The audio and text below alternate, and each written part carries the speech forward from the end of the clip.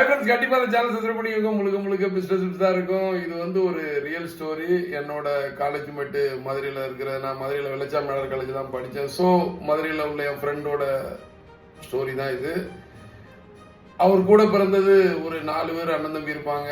அவர் father வந்து வயசாயிட்டனால business வந்து பிரிச்சு கொடுத்துருவோம் எல்லாத்துக்கும் அப்படின்னு சொல்லிட்டு அவர் கூப்பிட்டு வச்சு கேட்கும் போது எல்லாருமே வந்து பிசினஸ் எடுக்கல. நிறைய பேர் ப்ராப்பர்ட்டி எனக்கு வேணும், எனக்கு கேஷ் வேணும் அப்படின்னு சொல்லிட்டு எல்லாருமே இது பண்ணிட்டாங்க. ஆனா ஒரே ஒரு என் ஃப்ரெண்டு மாத்திரம் என்ன பண்ணிட்டாங்கன்னா, பிசினஸ் நான் எடுத்துக்கிட்டேன்ப்பா அப்படின்னு சொல்லி அவர் சொல்றாரு.